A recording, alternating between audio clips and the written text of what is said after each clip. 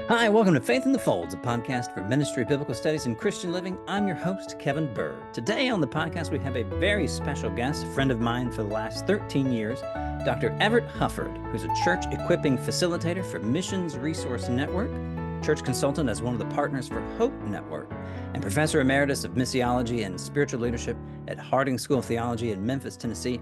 Everett, welcome to the podcast today, sir. Thank you. It's great to be with you. Good to have you with us. Dr. Hufford, one of the very first things that I remember hearing about you when I landed at Harding School of Theology back in 2010, now 13 years ago, where has that time gone, was that you knew Arabic. That was one of the first things I had heard about you, that you knew Arabic. It's like, wow, that's cool because I think Arabic is kind of hard to learn.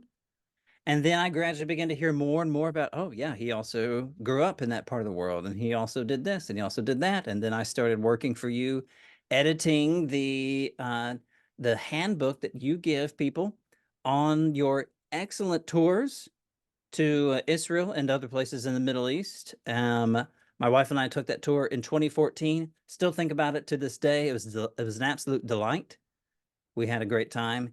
And then I have been keeping up with your work since then, and your experience there in Israel and Palestine and that part of the world, in the majority world, has become increasingly relevant the last several months in particular. Before we actually get to some current events, though, talk to us about your work growing up in the city. No spoilers from me. Growing up in the city where you grew up, and how that formed your experiences. Kind of help us get to know you, and then we'll dive into some of the more current things. I do have fond memories of you coming to campus, and I did appreciate you being a graduate assistant because during those 15 years that I was VP Dean, the graduate assistant was really vital, I think, to my Yeah, survival. So you did a great job, as well as the work you did with the Student Association. I So appreciate that. we I want really we would always joke, you particularly. So I never felt bad about joking like this because you started it. You would remind me when you were vice president and dean on campus for my last year and a half there at HST. You would remind me that as SA president, as student body president, I was the only president on campus. So I, I had a chance to tell Mark Powell that the other day, and he got a chuckle out of that too. So anyway, but yeah, hey, thank you for the Okay. kind words. I should have you on the podcast more often Yeah, I with wonder. that. Oh no, anytime. Uh, my experience with the Middle East started, actually, I was thinking about it this morning, 60 years ago and 4 months, when my parents moved to Jerusalem, Jordan. This was between 1948 and 1967. Jerusalem was divided, Mhm. and East Jerusalem was a part of the West Bank, and that's today the occupied territories Mhm. of the Palestinians. And we lived on the north side of Mount Scopus, had an apartment there. And then my sister and I she went to a girls' school, I went to a boys' school in Ramallah, which is now the capital of the Palestinian Authorities. Yeah. Okay. So, yeah, I learned Arabic, but not because I like foreign languages, because it was a survival reality. Yeah. I was the only American in an Arab boys' school through high school, Wow. and you have to learn a lot fast. Some of the Arabic I could not repeat, and and it's interesting today. I go back. We've taken probably 1,500 people on tours there, and every time Mhm. I'm back, we're back every year, and it's amazing to me how it comes back to me. But I jokingly say it's as if I have Alzheimer's, because my accent's really good, but I don't remember the words a lot of times. It really confuses people when they hear me say phrases and they think, boom, I should know it better. But anyway, Yeah. it is a blessing for anybody to learn a second or third language. I am bicultural, though, because of that. And that has certainly blessed me in a lot of ways. My mother and dad worked in Jerusalem 7 years, 3 years in Beirut, and 3 years in Amman. I was with them only for 4 years in Jerusalem, and we were evacuated during the Six-Day War. Mhm. So we came back in 67. I went to Lubbock Christian at that time, and then Harding and School of Theology in Memphis. Then after Eileen and I got married, we moved back to Nazareth, Israel, and worked there for 5 years with an Arab congregation. And we also had a Christian high school that we worked with in Elabun, which is a village halfway between Nazareth and the Sea of Galilee. Okay. So that launched my career, my life in what at the time I felt like was going to be more along the lines of disciple making among Muslims, but life didn't go down that path as like I had intended. That's why even I did my PhD in intercultural studies at Fuller Mhm. on the Muslim Christian encounter, again thinking that's where it was going to go, but uh, getting a teaching position unexpectedly at Pepperdine and then at Harding uh, sent me down a very different path, but it kept my interest in those areas. Yeah. And I've stayed fairly connected to it over these years. Yeah. Um, Tell us, when you came back to the U.S. To start teaching. So after you left Nazareth, um, what were maybe some takeaways from there? What maybe let's start off with what was one of the first things that you could say that that Americans who have never traveled, particularly to a place like Nazareth, um, what is that church even like? I mean, my wife and I have been there. We worshiped there with the church there on a Sunday, back in 2014. But for other folks who might not be able to get over there, what is that church like? What kinds of things would it be helpful for the average Christian here in the U.S. to know about churches, maybe particularly churches of Christ, there in that part of the world? Yep, most of our growth of churches in our context, at least in the up to the 60s and 70s, were typically among people who had had some Christian background and sort of want to know more perfectly the way of the Lord kind of Yeah, thing. yeah. We presupposed a belief in God, so we never had to make any defense of who God is. Mhm. It was a matter of just what do you need to do to be saved. Whereas if in the Middle East, you've got a much different foundation that needs to be laid, or that's laid that's actually to your advantage that you may ignore.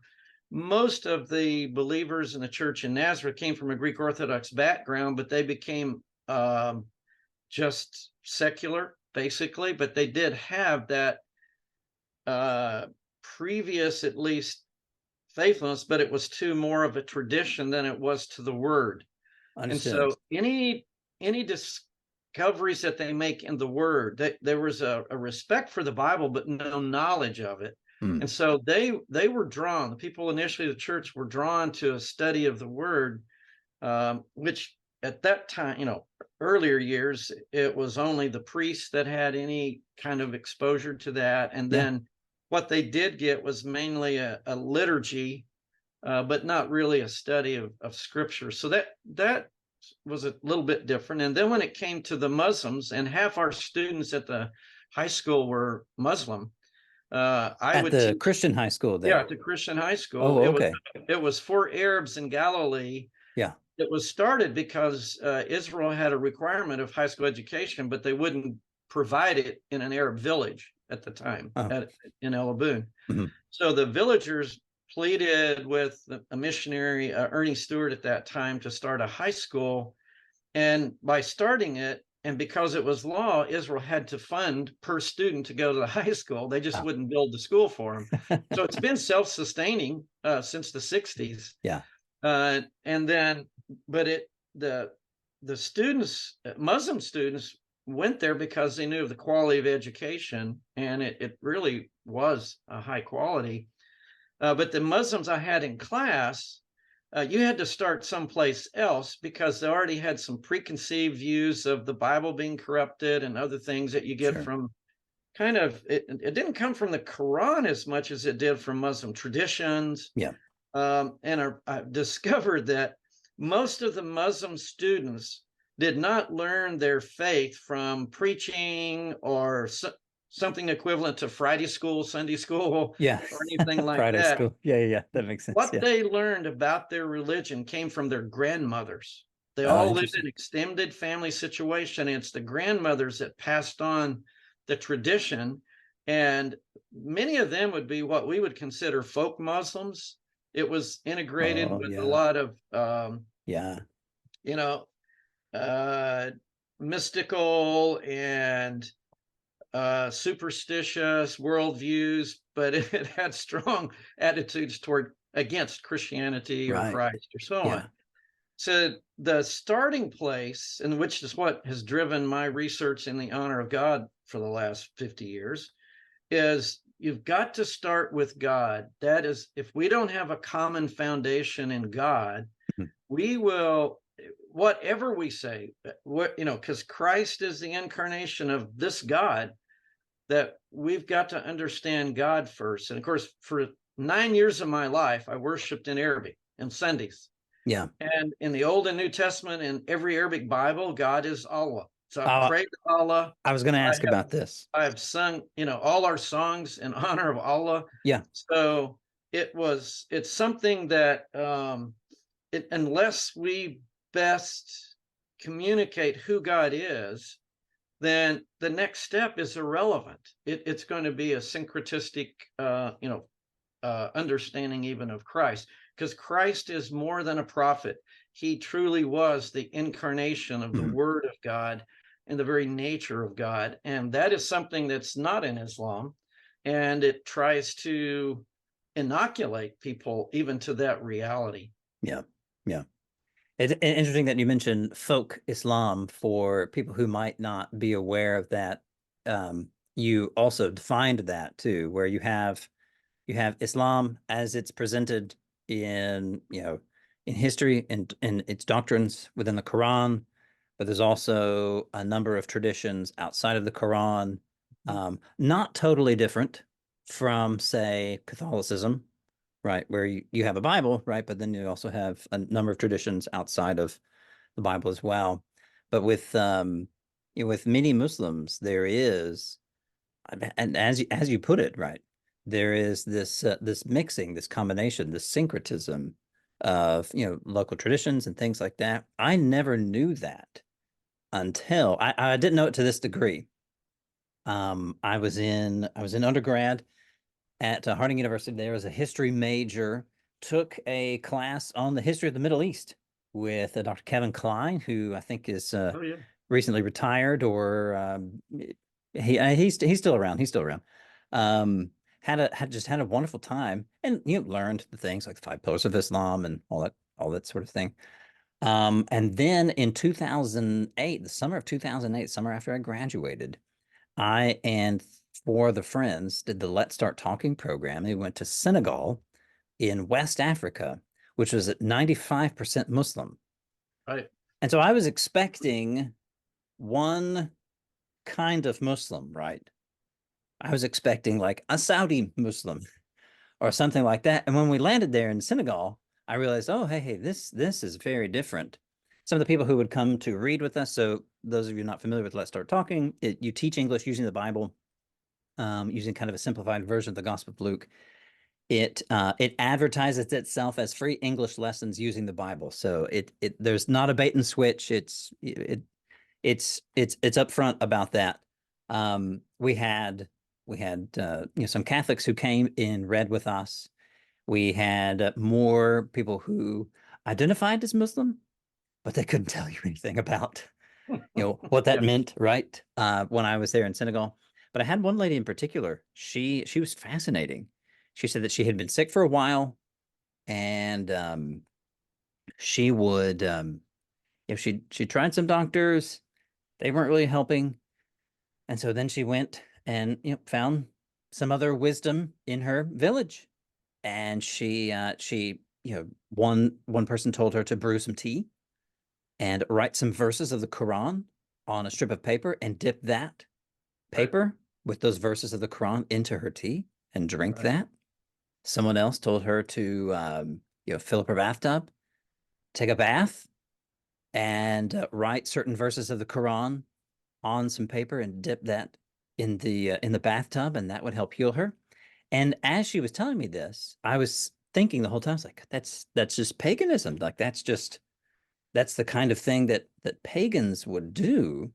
And then she said, after a while, I started to think about that, and I realized, no, no, no, I believe in God. I I shouldn't be doing these kinds of things.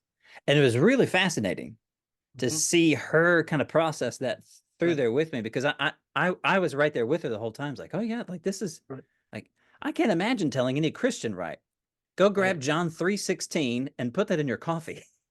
And that's going to help you get better, right? But that's Right. essentially what she was doing. Right. So yeah, that was that's similar.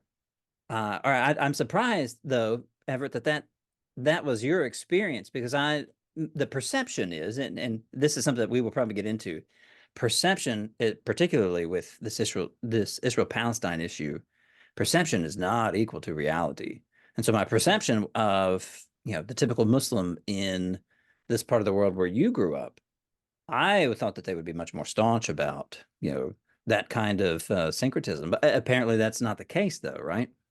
Well, it is for the sheikhs who were trained in Cairo, but Okay. it's not true for the populace. So my observation is there is about a similar percentage of Muslims that are really Quranic Muslims as there are New Testament Christians in the Christian world. So for those not watching the video, Everett was using air quotes that whole time around Quranic and New Testament. So it could like those are the quote unquote conservative Muslims, right? Yes, those would be the more rationalistic Muslims who were, well trained, and I mean, the sheikhs even in Israel or even Jordan would have a lot of problems with that, but their mother would not. And so there's this challenge of, and part of it is just a world driven by fear of the evil spirits, fear of being shamed, fear of um, um, infant mortality rates that are Mm, so high. I mean, the same kind of thing that even drove, I think, the worship of Artemis of the Ephesians. It was yeah. that those were women that filled that theater in Ephesus because of Oh, those interesting. Yeah. fears. It's hard then to apply the greatness of God to the realities and suffering of life, which is the link that we see in Jesus, but it's also the link Catholics. That's why many of them went to Mary. Mary is the one who became the link, as it were, to really understand the realities of being a mother in a very poor world, and that kind of thing. So Yeah. I'm empathetic to it. There's actually a place in Israel where the Greek Orthodox extremely syncretistic, and they've got a place there where Muslim women will go, uh, Muslim, Greek Orthodox, and Jewish women will all go seeking to have children if they've had a lot of miscarriages and asking either the prophet Elijah or Saint George for the El Khadr, or El Khadr for the Muslims, and they all have a figure that they pray to there's a mosque and a synagogue nearby and a church all together. It, Yeah. it's it's really bizarre how you can see that syncretism, that there's a commonality in their syncretism because of the commonality of suffering in life or Oh, yeah. the disappointments in life, and you go to the spirits, or you go to those saints seeking protection from evil spirits so Mm, you won't lose your child or your child won't right. die before they're two. And the women over there have the infant mortality, not as much among the Jewish, but it is among the Arab, Muslim, and Christians. Infant mortality rate there is about like miscarriage rate among women in the U.S. Mm, So you can see that. I mean, I'm empathetic toward sure. their level of suffering. Yeah. Yeah. You mentioned that you, a Christian, were calling God Allah in Arabic. And before you brought that up, I was going to ask, because I didn't prompt you for this question, but I know you can handle it. Um, for people who first heard the word Allah, for Christians who first heard the word Allah in the US, it might have been around 2001. And it was Right. followed 9/11. by, it was in the context of what sounded like a war cry, right? Allahu Akbar. It is. Um, Tell us what, why do Christians, why would Christians even say, call God Allah? Isn't Allah the God of Islam? And aren't those guys different? Uh, if you want to talk a couple of hours, we can go down that road. Give give Uh, us the give us the I'll brief send you version. the link of an article that's published on it where I raised the question: Is Allah God? Mhm. I Um, think I've read that. I've also read Timothy Tennett's yes, discussion. Timothy yeah, Tennant, president of Asbury Seminary, right. He giving him a did shout out. some good. Right, so we could provide that link for Yeah, anybody who may want it on your podcast. But it's just really involved. It's as loaded an issue as just talking about the war today yeah. with Hamas, because the only ones I know, let me put it this way first. I've never met a Muslim that didn't think that Allah was the same as Yahweh and as Theos. Hmm. Never met a Muslim that didn't think it was the same God. Sure. The ones that I know are for sure that it's not the same God are evangelicals in the US who have Interesting. never met a Muslim Hmm. or had any interaction with Yeah, Islam. yeah, So to just take to assume that a war cry represents a whole theology, especially even the Quran, is probably a very unfair assessment.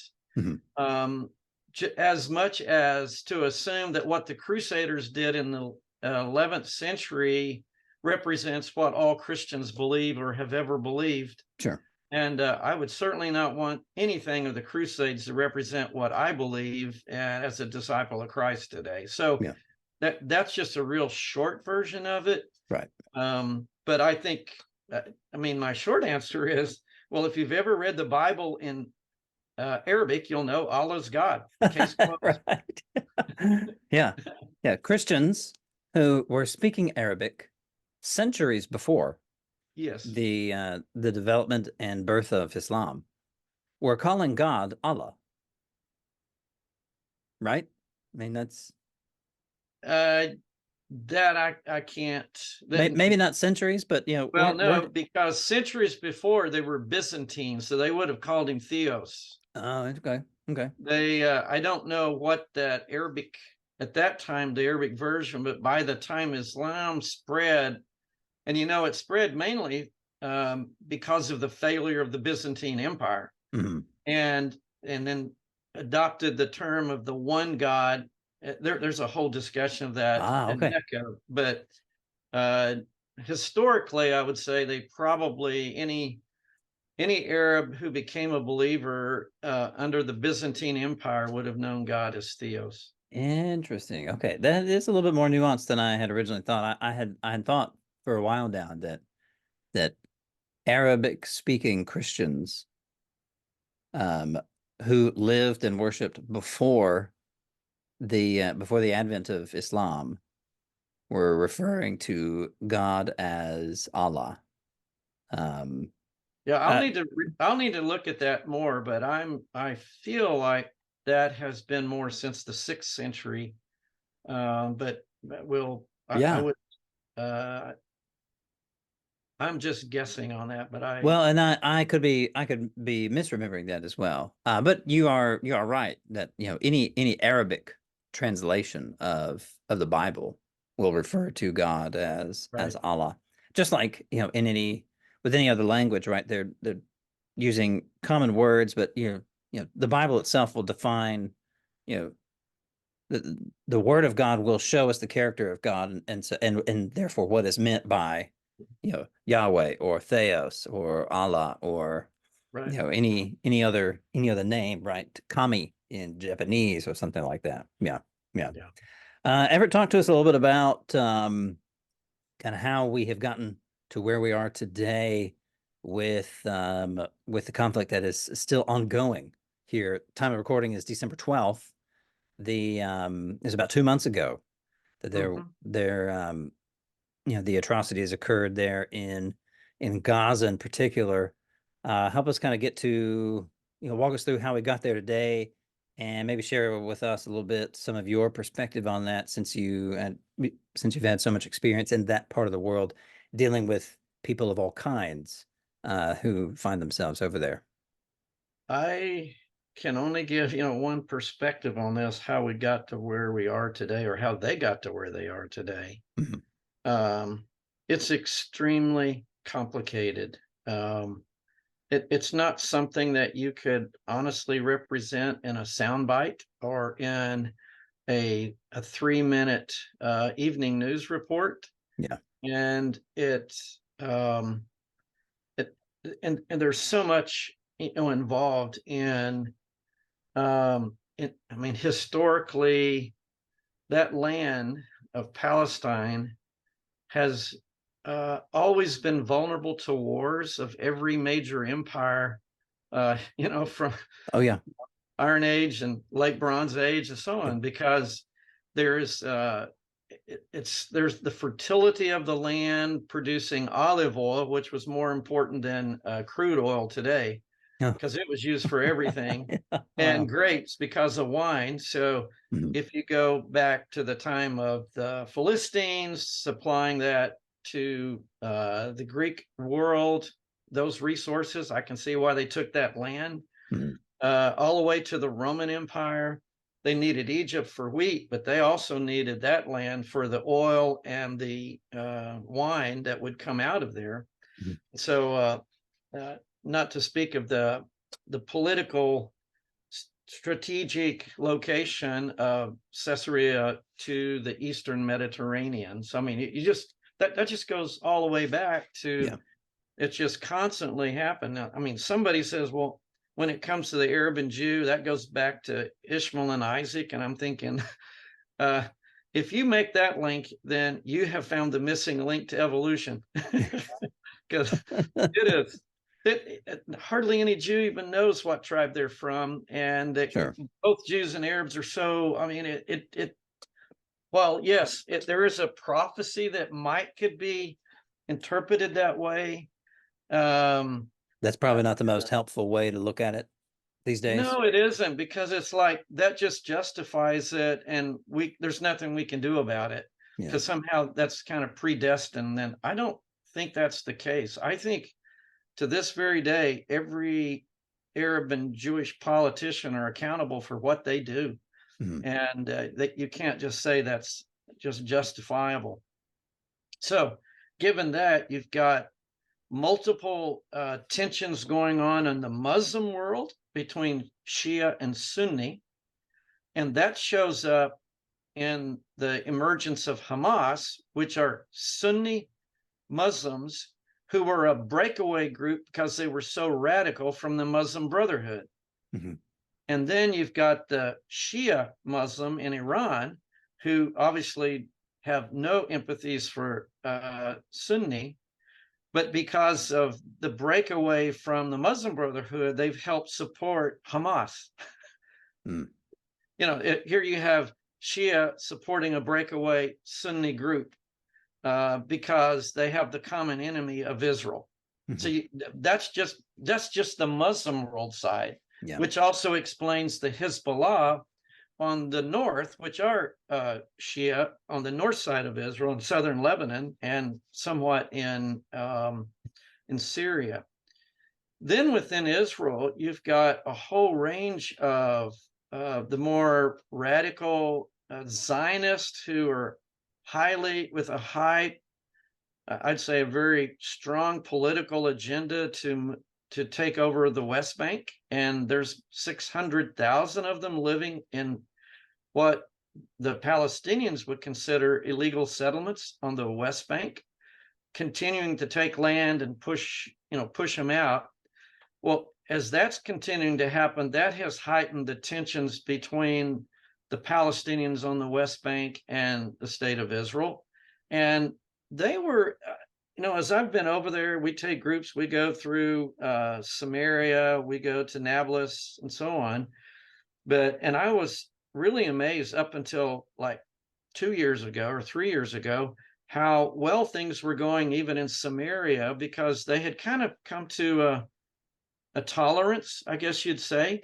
Yeah. And as the settlers were trying to push the local Palestinians, the army played more of a mediator role until a very, very strong, hawkish Zionist was appointed head of the military, and now the military works with the hawks and the settlers.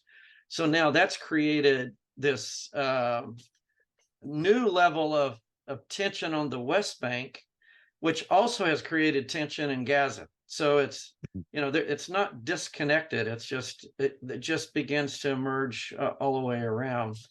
That I've had so many people ask, knowing my history at that part of the world, and I've seen a number, I guess, several wars, and none of them compare to this. This is definitely probably some of the worst that's ever happened. I mean, even in the 6-Day War, there were only 1,000 Israelis killed and 20,000 Arabs in the 6-Day War.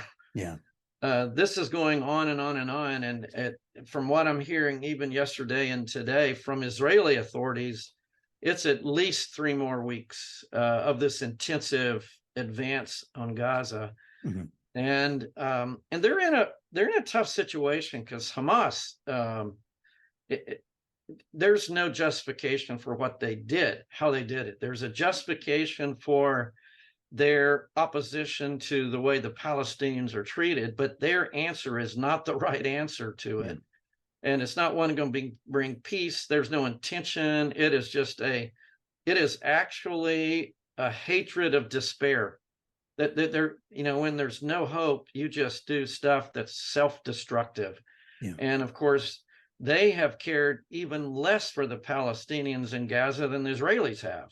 Mm-hmm. So, I mean, it's all of that. It's just everywhere you look, it gets complicated, and it's a mess. So one of the reasons I did the article that came out in Christian Chronicle was the kind of resisting the impulse of taking sides, I guess, is one thing. Because when people ask me, what should we think about this? I'm kind of wondering, what is motivating you to ask that question? Are you wanting to take sides, like which football team do I need to root for? Yeah. Or how do we interpret this? If you want to understand kind of each side, there is some justification on both sides for what they're doing. I think history is going to say their answer to it is probably not one that's going to make it any better for the next generations to come. Mm-hmm. And it just continues this cycle of violence that just goes on and on. I mean, there are people who've been living in refugee camps outside of Bethlehem since 1947. Wow. And when you're living in a refugee camp for 2 or 3 generations, that just embeds hatred. Or I really like the way it was expressed in the Chronicle ran an article, also a podcast of David French's book on Divided We Fall. It was based on his experience as he was in Iraq and came back, and he realized as he was watching the conflict over there that it's also affecting our own politics here, that the fight over there is no longer about ideology. It's more about grievances. It's the grievances the Israelis have to Hamas and the Palestinians. It's the grievance the Palestinians have to the Israelis. I mean, it's all, and then they're seeking justification in the court of public opinion. Yeah. And when you do that, you continue at a huge mega level to do what we all do at an individual level. And that is, I judge myself by my intentions, I judge others by their behaviors, Mhm. which means my intentions are always good. Right. Now, Yeah. I may not execute it well, but I Yeah. always have the best intentions. So you can see how the propaganda coming out of both sides is all about, you know, their intentions, this, whatever it is, but the behaviors, all it does is continue to fuel the cycle of grievances. Because imagine the Palestinians are being displaced now in Gaza. I doubt they're going to come out of that with a lot of warm and love and appreciation for the Israelis. Sure. And they're growing to really hate Hamas. They have hated it, but they haven't had the power to do anything about it. Yeah. And they're clearly, I mean, there's a lot of interviews coming out where they're blaming the head of Hamas for what's happening to the Palestinians. So it's, they're, but these are poor, powerless people. Mhm. Let me make one statement. I'll just, because I know this can go 50 different directions, but if both sides lived up to the heritage of their faith, whether it's Islam or Judaism, we would not be in this mess today. Mhm. Because deeply rooted in both Islam and certainly within the Torah, there is guidelines of how you treat the other, how you treat your neighbors, how you treat uh, other people who are not like you. And the if they just lived up to that, we'd have a different situation. But all of that is thrown out when you have these grievances and fears and cycle of violence. So what's happened is they've thrown out their faith and they're going to solve their own problem their own way with power, and it's not going to produce the right thing. And that's I just see it as the fallenness of humanity. Yeah. I don't see righteous, godly people leading either any of those sides that are in this conflict. So I think as a Christian, from a Christian perspective, I don't want to give in to the impulse of giving up. Mhm. There are days I grieve. I grieve for the suffering of people in Gaza, West Bank, and in Israel, and in southern Lebanon. There's so many people who are just like your neighbors and my neighbors who who are being victims of a fight that they didn't even ask for or don't even want, Yeah. and they're really powerless. There's just so many innocent people are suffering as a result of this. Yeah. Everett, as Christians today, who are on the other side of the world, um, it's tempting, right, for us to ensure that our team, meaning our political team, gets in power so we can wield that power to do the good that we think ought to be done. Again, going back to what you said about our intentions versus, people's behaviors. My intentions for wielding state power is always good. Problem is that is inevitably an exercise in violence. So if, let's say, and I think you might be on the same page with me here, although correct me if I'm wrong, if wielding state power and violence is probably not the best response for Christians, what then would you recommend Christians do? What can we even do in a situation like this? Those of us who live in the U.S. and can't get over there to enact refugee aid or anything like that. I've tried to answer that question myself. I really um I go back, if you even take um if we look at Jesus under the Roman Empire, which was every bit as brutal as Israel or Hamas Mm. when it comes to the people they were among, that they were controlling or whatever it was. Um, I just don't find him taking placards out on the street and condemning the evil of the other side, whatever it was. I don't see him. I see him extremely empathetic uh, I see him seeing people for who they were, like the Samaritans. Mhm. Every Jew had reason to hate the Samaritans for what they did to desecrate the temple in Jerusalem right near the time, just before the time of Christ. Um, I I do see a responsibility at the personal level that we want to show the fruit of the Spirit.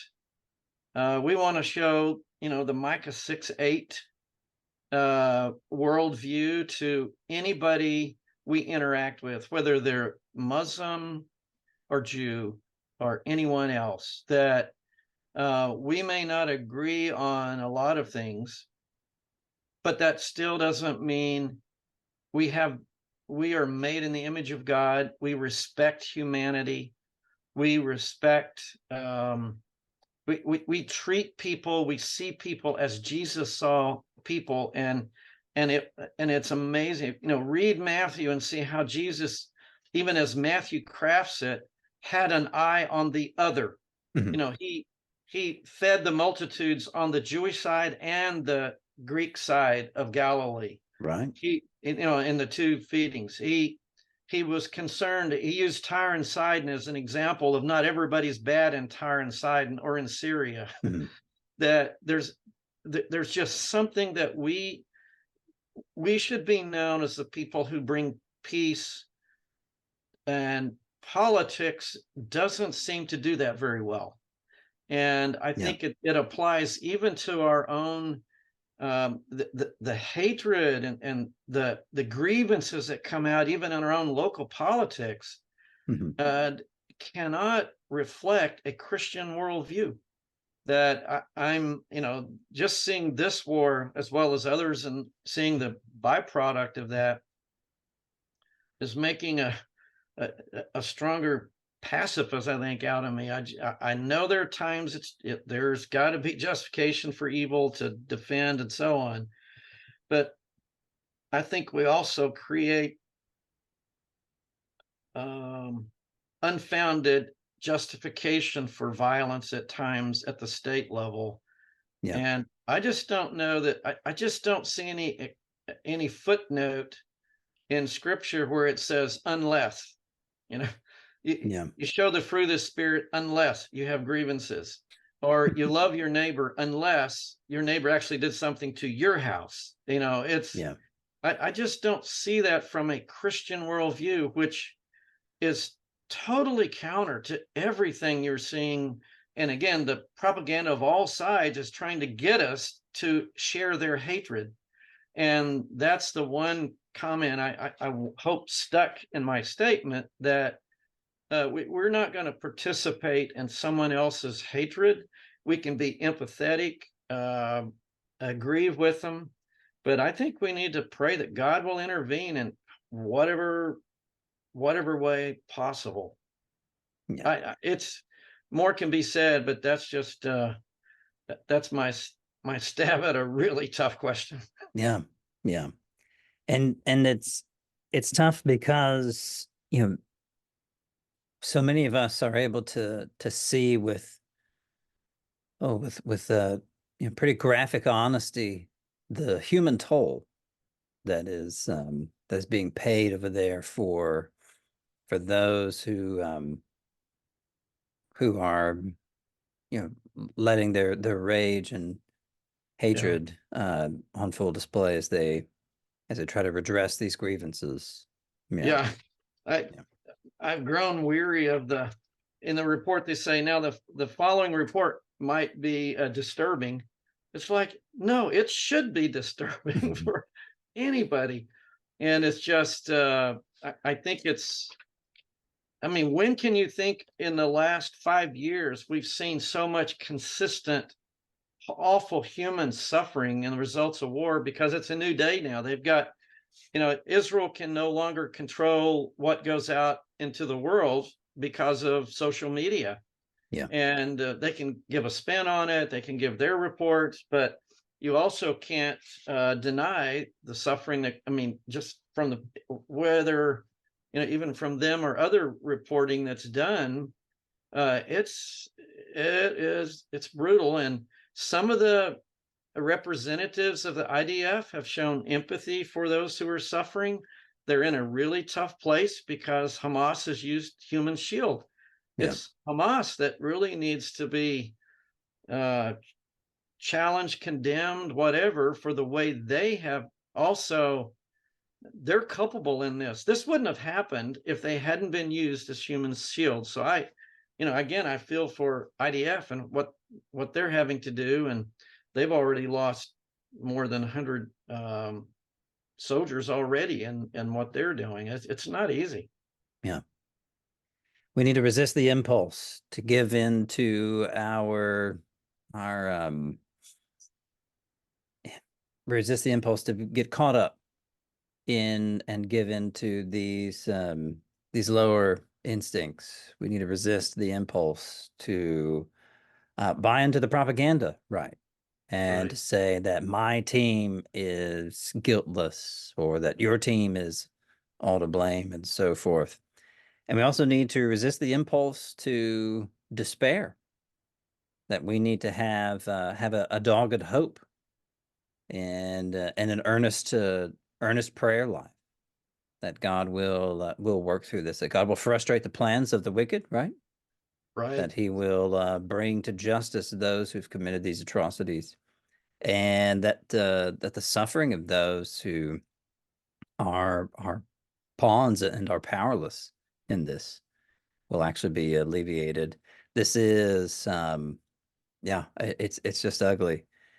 And in that ugliness, though, and I know you've seen this personally in a variety of contexts where you've lived and worked and ministered, that within that ugliness, the church has an incredible opportunity to step in and to show precisely what you mentioned earlier, the embodiment of this passage from Micah 6:8, where where Jesus where Jesus washes the feet of the man who ends up betraying him and the feet of all the men who end up abandoning him, but still did so anyway, and gave them time and grace to repent and to come back. Everett, as we wrap up here, any final parting words? Well, since you mentioned Micah 6:8, I guess I kind of wish we could have just spent 30 minutes talking about that, and Oh then yeah, how's yeah. that apply to us? Because it's interesting to me that, in chapter 6, there's this, in the earlier chapters, God's saying, "What have I done for you to, be unfaithful to me?" And then they come back and say, "What have we done?" Because we've offered all these sacrifices, and if we just double our sacrifices, will that satisfy you? To which God responds, "I've told you what satisfies me is do justice, love chesed, love kindness, and walk humbly with God." Yeah. And he explains what that justice is in chapter 2 and 3. Chapter 2 and 3 is you don't engage in violence, you don't steal from other people, and you don't confiscate their land. Mhm. Rather interesting and contemporary Yeah. application that Yeah. that's from the prophet Micah to ancient Israel, that you've been living these ways. That's not the ways of God. That's not the heart of God. I don't want what your hands give me at the temple. I want your heart reflects of my very nature of being compassionate and merciful Yeah. and forgiving and so on. And in a real world, it's extremely hard to do. In fact, I honestly, it's impossible to do without Christ living in us. Yeah. Yeah. I like that distinction there of you know, God not wanting what we give him with our hands, but wanting our hearts. It is a temptation for us, right? To want to cling to and be possessive of what we think God can give us and what we think God can promise us, right? Mhm. Rather than giving him that which he has always asked for, which is our hearts as well. It seems like that works both ways. Everett, you're right. This is an incredibly complex discussion where if we're going to take if we're going to do our due diligence and really have what is a fair perspective on this, it is ugly and complex, but I'm glad to hear you say that there is still hope Although you certainly don't shy away, and I think rightly so, to not shy away from the darkness and the ugliness that will inevitably ensue until godly people are raised up on both sides. Everett, really appreciate your time today, sir. Thank you very much. Thank you. Appreciate what you're doing, Kevin.